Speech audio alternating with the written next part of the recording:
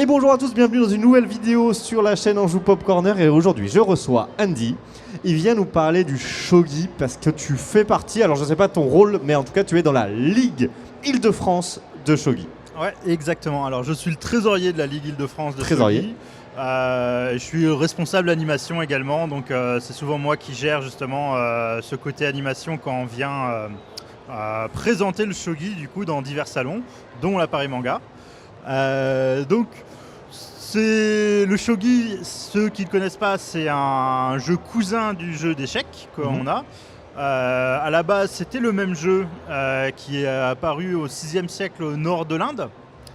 Et selon là où le jeu a voyagé, les règles se sont transformées. Alors nous, en Europe, on a le jeu d'échecs comme vous le connaissez. Et au Japon, on a le shogi. Et maintenant, est-ce que, en tout cas pour les novices ou du moins ceux qui découvrent, le plus simple, c'est peut-être déjà que tu nous dises, est-ce qu'il y a des grosses différences par rapport à nos échecs? Et qu'est-ce que tu pointes tout de suite du doigt? Ouais, alors la grosse différence, et c'est vraiment un terme de culture, on va dire, par rapport à la guerre qu'on avait en Europe et au Japon. La grosse différence, c'est lorsque vous prenez les pièces adverses, au lieu d'être hors jeu comme aux échecs, elles vont venir dans votre main. Ah oui, c'est une grosse différence. Ouais, c'est une très grosse différence. Tu les récupères? On les récupère et on peut les réutiliser. Donc c'est bon, au Japon, effectivement, lorsqu'il y avait beaucoup de systèmes d'alliance justement entre tous les seigneurs, on va dire, lorsqu'il y en avait un qui était battu par l'autre, plutôt il le rejoignait, il se faisait absorber, on va dire, au lieu de massacrer tout le monde comme ça peut être fait ailleurs dans le monde, on va dire. Ok, donc ça veut dire que dans ta partie de shogi, il y a toujours le même nombre de pièces sur le plateau. C'est-à-dire qu'il n'y a jamais des pièces qui sont éliminées? Non, il y a des pièces qui sont sur notre réserve. D'accord. Mais elles peuvent revenir quand est-ce qu'on... D'accord, c'est le joueur qui va, ouais, de manière stratégique, décider à quel moment il refait revenir une pièce. Exactement. Ok. Et la courbe d'apprentissage, est-ce qu'elle est très élevée, difficile? Parce que c'est vrai que ça peut paraître un petit peu austère. Il y a les symboles, etc. Alors, c'est un peu comme aux échecs, on va dire. Les règles sont relativement simples. Elles sont d'ailleurs peut-être même plus simples qu'aux échecs en vrai. Aux échecs, bon, il y a quelques petites règles supplémentaires, le rock, la prise en passant et des choses comme ça qui sont pas forcément super simples à comprendre. Au shogi, on a, à part cette règle de parachutage qui est un petit peu complexe. Donc ce que tu avais parachutage, c'est l'histoire de la récupération et de faire revenir une pièce. Il y a plus de pièces qui font promotion par contre. On a au échec, on n'a que le pion lorsqu'il arrive en dernière rangée, il fait une promotion. Au shogi, quasiment toutes les pièces ont une promotion. D'accord. Différentes en fonction du type de pièce? Quasiment toutes se transforment en un général d'or, grosso modo. Et il n'y a que le tour et le fou qui sont comme aux échecs, qui eux gardent leurs déplacements qui sont déjà et gagnent les déplacements du roi en plus. Donc il n'y a pas de pièces surpuissantes, les pièces sont un peu plus lentes, on va dire, par rapport aux échecs. Par contre, le fait qu'elles puissent revenir, ça dynamise vraiment le jeu. Ok, en termes de parties, on joue plutôt des parties classiques, il y a aussi du blitz, ça se passe comment? Alors, du blitz, un petit peu moins en réel parce que, alors déjà au Japon ça se fait pas trop. Ils prennent leur temps. Ouais, voilà. Ça, on a l'image, dans l'imaginaire collectif, le shogi c'est, limite ça se joue en extérieur, on prend le temps. Alors, oui, on prend le temps. Alors les pros, oui. Alors il y a quand même des parties rapides, on va dire du blitz, mais alors c'est pas le blitz comme on pourrait connaître aux échecs, là, avec 3+2. Alors, ils ont quand même la pendule, etc. Mais on va dire s'ils ont 5 secondes pour faire leur coup, ce serait ça du blitz. Donc c'est quand même rapide 5 secondes, mais ça permet de faire un geste, on va dire, pur et de pouvoir bien mettre la pièce sans renverser tout. Ouais, bien sûr, tout à fait.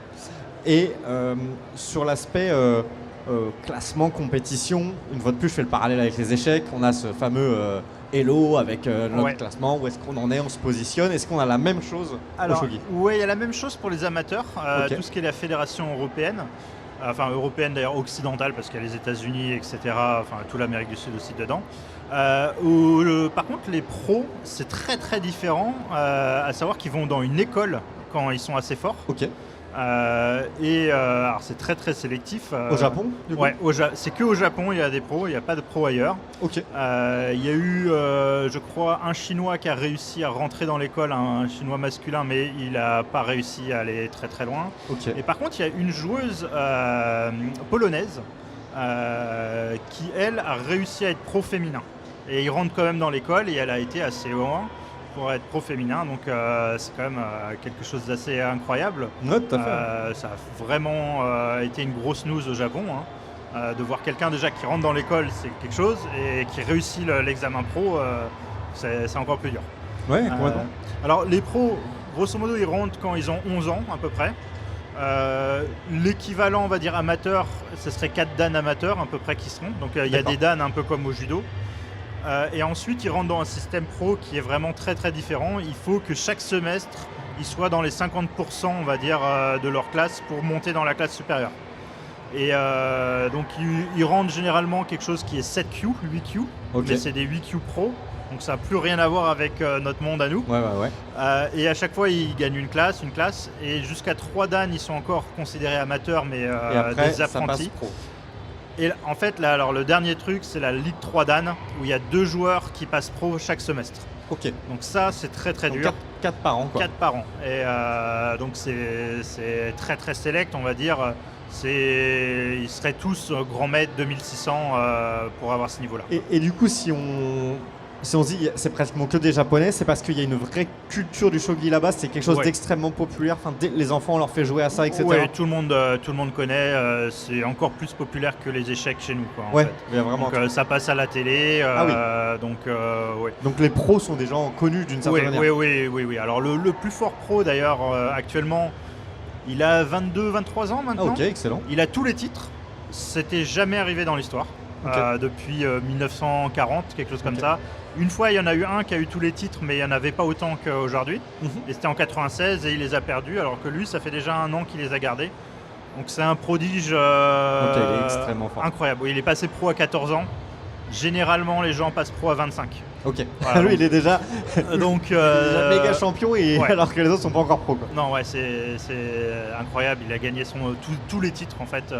Je pense qu'on a du mal à juger. Ce serait au tennis, on gagne tous les grands chelems, plus tous les Master 1000, ce serait...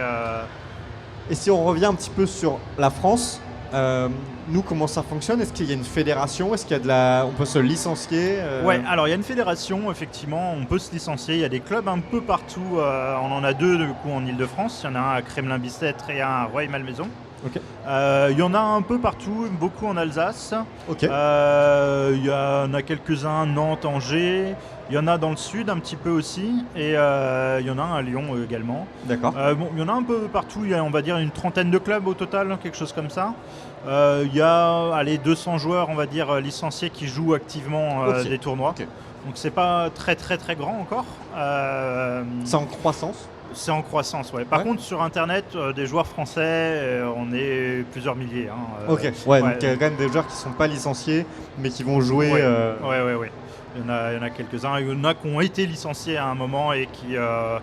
des fois, se déplacer, etc., c'est pas toujours facile non plus. Puis bon, c'est quelque chose quand même, un tournoi. Moi, je conseille aux gens d'essayer de faire un tournoi. Moi, la première fois que j'ai fait un tournoi, j'étais encore très débutant. Du coup, ça m'a quand même appris énormément. Le premier tournoi, c'est quand même quelque chose d'assez incroyable. Et d'ailleurs, moi, pour mon histoire personnelle, j'ai appris dans un salon comme ici. D'accord. Donc c'était en 2010. Donc ça remonte un petit peu. Et j'ai continué à jouer. J'ai fait mon premier tournoi aussi en 2010, peu après. Juste pour voir à la tête que ça avait, et ça m'a plu, j'ai continué et j'ai obtenu le titre de champion de France. Du coup, c'était en 2017, je crois, juste avant le Covid. Et du coup, voilà, vous pouvez peut-être qu'on a notre futur champion de France qui se balade dans les allées. Ok, excellent. C'est possible. Et du coup, pour être champion de France, c'est un tournoi qui est sur une journée qui est le championnat de France, ou c'est tout le... C'est sur un week-end généralement. C'est sur un week-end, d'accord. Alors maintenant, le format, c'est les 16 ou les 32 meilleurs joueurs. D'accord. Et c'est à élimination directe. Donc c'est-à-dire que toute l'année, tu participes à des petits tournois qui vont te donner un classement. Voilà, c'est ça. Et après, on prend les meilleurs. Et voilà, c'est ça. Et bon, c'est très intéressant. Bon, c'est vrai que c'est un objectif généralement pour tous les joueurs qui jouent en France. Ouais. À savoir que des fois, le tournoi est qualificatif pour un tournoi au Japon. D'accord. Donc ça permet de jouer encore à un niveau au-dessus. Ouais. Et ensuite, sur Internet, il y a aussi beaucoup de compétitions. Les gens jouent beaucoup sur Internet. Ouais. Il y a une espèce de Coupe du Monde, on va dire, une ligue mondiale par pays. Et l'équipe de France, on a 5 ou 6 équipes de France, donc il y a pas mal de joueurs. Ok, donc ça marche plutôt bien. Très bien. Si on veut se renseigner, d'ailleurs, si on n'est pas sur le salon, qu'on regarde en replay, on peut se renseigner du coup Oui, sur la Fédération française de shogi. Fédération française. Ouais. Et vous, et c'est Ligue Île-de-France. Ouais. Ligue Si Île-de-France, vous êtes en on Île-de-France, trouve tout ça. vous pouvez nous regarder. Ouais. Et ben c'est parfait. Merci beaucoup Andy d'être Mais venu pas parler de du problème. shogi. On peut juste regarder avant Oui. de te laisser quand même parce que ceux qui veulent visualiser un petit peu le matériel. De combien de... Alors c'est 9 x 9, c'est 9 pas, x 9. Ouais, c'est un tout petit peu plus grand qu'un échiquier, Ok. qui est du coup 8 x 8. Ok. Et il y a un petit peu plus de pièces. Alors là, je vous ai ramené un jeu en plus où il y a des petites flèches qui vous permettent de savoir comment est-ce que la pièce c'est un bouge. jeu un peu d'apprentissage. C'est un jeu d'apprentissage, exactement. Alors attendez, ça va revenir peut-être sur moi si je continue à parler comme ça. Et non, forcément, la caméra s'est mise en face. Voilà. On voit peut-être pas grand-chose. Mais du coup, donc on a le signe au milieu, on a les flèches de déplacement, j'imagine. Ouais, et vous avez le petit nom en japonais. Oui, on a même le petit furigana pour dire que c'est Kin. Kin, l'or. L'or, ouais. Aïe, comme dans Voilà, le... donc on a ces jeux-là, on a pas mal de petits jeux d'initiation aussi. On a un petit jeu d'initiation qui est du 3x4, ce qui prend vraiment 2 minutes à apprendre, et ça apprend la mécanisme. Ok. Et après on a plein de petits habillages aussi un peu mignons avec des petits animaux et des choses comme ça. Ok. On a pour tous les goûts, pour les gens qui sont très puristes et pour les gens qui veulent des choses un peu plus fun. Ok, Voilà. et ben c'est bien noté. Merci beaucoup. Mais pas de problème, Et puis, merci. bonne Paris Manga. Merci à vous aussi. À très vite.